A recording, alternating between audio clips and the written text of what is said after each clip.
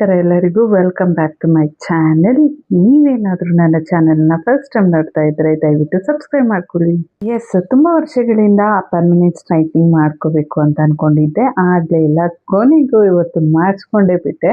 ಇವರು ನನ್ನ beauty course trainer. 6 month beautician ಕೋರ್ಸ್ನ ಇಲ್ಲೇ ಕಂಪ್ಲೀಟ್ ಮಾಡಿದ್ದು. ವಿಡಿಯೋ ಕೊನೆಯಲ್ಲಿ ಇವರ ಪಾರ್ಲರ್ನ ಒಂದು ಡೀಟೇಲ್ಸ್ನ ಹಾಕ್ತೀನಿ, ಕೊನೆವರೆಗೂ ಸ್ಕಿಪ್ ಮಾಡದೆ ನೋಡಿ. ಒಂದು ಪಾರ್ಲರಲ್ಲಿ beauty course, makeup, haircuts ಎಲ್ಲ ಥರದ ಸರ್ವಿಸ್ ಕೂಡ ಸಿಗುತ್ತೆ. ಸೊ ಬನ್ನಿ ಈಗ ಪರ್ಮನೆಂಟ್ ಹೇರ್ ಸ್ಟ್ರೈಟ್ನಿಂಗ್ನ ಒಂದು ಪ್ರಾಸೆಸ್ ಹೇಗೆ ಮಾಡ್ತಾರೆ ಅಂತ ನೋಡೋಣ. ಹೇರ್ ಸ್ಟ್ರೈಟ್ನಿಂಗ್ ಮಾಡೋಕ್ಕೆ ಮೊದಲು ಹೇರ್ಗೆ ಶಾಂಪೂ ಆ್ಯಂಡ್ ಕಂಡೀಷ್ನರ್ ಹಾಕಿ ಹೇರ್ ವಾಶ್ ಮಾಡಿದ್ರು. ಟವಲಿಂದ ಚೆನ್ನಾಗಿ ನೀಟಾಗಿ ಒರೆಸಿ ಕೋಂಬಿಂಗ್ ಮಾಡಿ ಹೇರ್ ಡ್ರೈಯರ್ ಅಂದರೆ ಕೋಲ್ಡ್ ಹೇರ್ ಡ್ರೈಯಿಂದ ನೀಟಾಗಿ ಹೇರ್ ಡ್ರೈ ಆದಮೇಲೆ ಹೇರ್ ಸ್ಟ್ರೈಟ್ನಿಂಗ್ಸ್ ಮಾಡೋಕ್ಕೆ ಸ್ಟಾರ್ಟ್ ಮಾಡಿದ್ರು.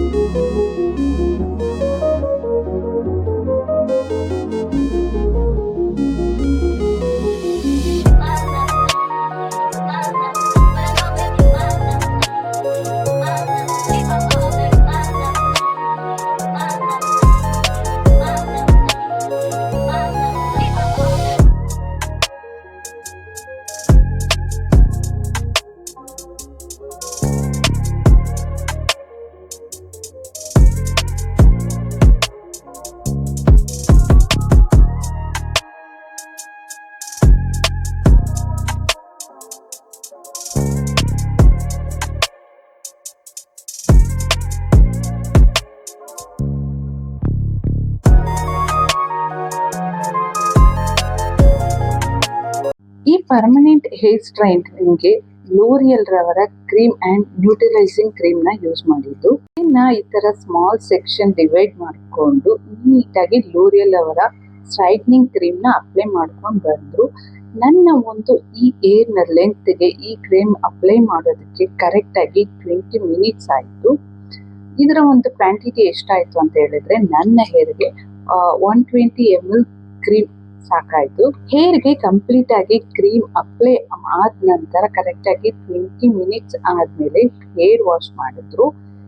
ಸೆಕೆಂಡ್ ಟೈಮ್ ಹೇರ್ ವಾಶ್ ಮಾಡುವಾಗ ಯಾವುದೇ ಶಾಂಪೂ ಕಂಡೀಷ್ನರ್ ಯೂಸ್ ಮಾಡಿಲ್ಲ, ಜಸ್ಟ್ ವಾಟರಿಂದನೇ ಸೆಕೆಂಡ್ ಟೈಮ್ ಹೇರ್ ವಾಶ್ ಮಾಡಿದ್ರು.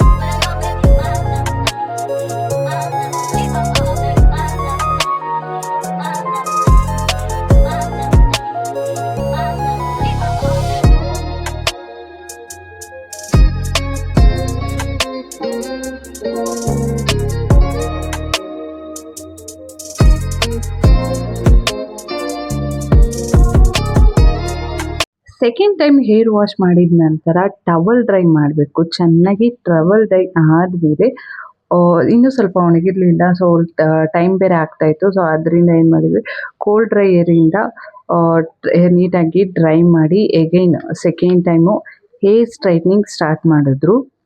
ಈ ಸ್ಟೇಜಲ್ಲಿ ಹೇರ್ ತುಂಬಾ ಚೆನ್ನಾಗಿ ಕಾಣಿಸುತ್ತೆ, ತುಂಬಾ ಸ್ಟ್ರೈಟನ್ ಆಗಿಬಿಡುತ್ತೆ. ಈ ಸೆಕೆಂಡ್ ಟೈಮ್ ಸ್ಟ್ರೈಟ್ ಮಾಡಿದ ತಕ್ಷಣ ಈ ಸೆಕೆಂಡ್ ಟೈಮ್ ಪ್ರಾಸೆಸ್ ಏನಪ್ಪ ಅಂತ ಹೇಳಿದ್ರೆ, ನೆಕ್ಸ್ಟ್ ನ್ಯೂಟ್ರಲೈಸಿಂಗ್ ಕ್ರೀಮ್ ಅಪ್ಲೈ ಮಾಡ್ತಾರೆ. ಇದು ಇನ್ನೂ ಸ್ವಲ್ಪ ಸಾಫ್ಟ್ ಕೊಡುತ್ತೆ, ಸ್ಮೂತಿನೆಸ್ ಕೊಡುತ್ತೆ. ಫೈನಲ್ ಟಚ್ ಅಂತ ಹೇಳ್ಬೋದು ಈ ಕ್ರೀಮು. ಈ ನ್ಯೂಟ್ರಲೈಸಿಂಗ್ ಕ್ರೀಮ್ ಫೈನಲ್ ಟಚ್ ಅಂತಲೇ ಹೇಳ್ಬೋದು. ಈ ಕ್ರೀಮ್ ಅಪ್ಲೈ ಮಾಡಿ ಒಂದು 10 ಮಿನಿಟ್ಸ್ ಆದಮೇಲೆ ಹೇರ್ ಡ್ರೈ ಮಾಡ್ಕೋಬೇಕು. ಇಷ್ಟೆಲ್ಲ ಆಗೋಷ್ಟರಲ್ಲಿ ಕರೆಕ್ಟಾಗಿ 3.5 hours ಆಗೋಯ್ತು. ನಂಗೆ ಟೈಮ್ ಆಗೋಯ್ತು ಅಂತ ಸರಿ ಹೇರ್ ಡ್ರೈ ಆದಮೇಲೆ ನಾನು ಮನೆಗೆ ಹೋಗಿ ಹೇರ್ ಸಿರಮ್ನ ಅಪ್ಲೈ ಮಾಡಿಕೊಂಡೆ. ಈ ಪರ್ಮನೆಂಟ್ ಹೇರ್ ಸ್ಟ್ರೈಟ್ನಿಂಗ್ ಆದಮೇಲೆ 2 to 3 days ಹೇರ್ ವಾಶ್ ಮಾಡಬಾರ್ದು ಅಂತ ಹೇಳಿದರು. ಹೇರ್ ಕ್ಲಿಪ್ ಆ್ಯಂಡ್ ಬಾಂಡ್ ಏನೂ ಹಾಕಬಾರ್ದು ಅಂತ ಹೇಳಿದ್ದಾರೆ. ಈವನ್ ಒಂದು ಡ್ರಾಪ್ ನೀರು ಕೂಡ ಬಿಡಬಾರ್ದು ಅಂತ ಹೇಳಿದ್ರು. ನನ್ನ ಟೈಮ್ಗೆ ಅವತ್ತೇ ಮಳೆ ಬಂದ್ಬಿಡ್ತು. ಬಟ್ ಹೇಗೋ ಮ್ಯಾನೇಜ್ ಮಾಡಿಬಿಟ್ಟೆ. ಇದು ಫೈನಲ್ ರಿಸಲ್ಟ್ ಹೇಗೆ ಬಂದಿದೆ ನೋಡಿ. ನಿಜವಾಗ್ಲೂ ಐ ಲವ್ ದಿಸ್ ರಿಸಲ್ಟ್ ಅಂತ ಹೇಳ್ತೀನಿ. ಸ್ಟ್ರೈಟ್ನಿಂಗ್ ಆದಮೇಲೆ 3 days ನನ್ನ ಹೇರ್ ಕೇರ್ ಹೇಗೆ ಮಾಡಿದೆ ಅನ್ನೋ ತಿಳ್ಕೊಬೇಕು ಅನ್ನೋ ಇಂಟ್ರೆಸ್ಟ್ ನಿಮಗಿದ್ರೆ ಕಮೆಂಟ್ ಸೆಕ್ಷನಲ್ಲಿ ತಿಳಿಸಿ. Thank you for watching.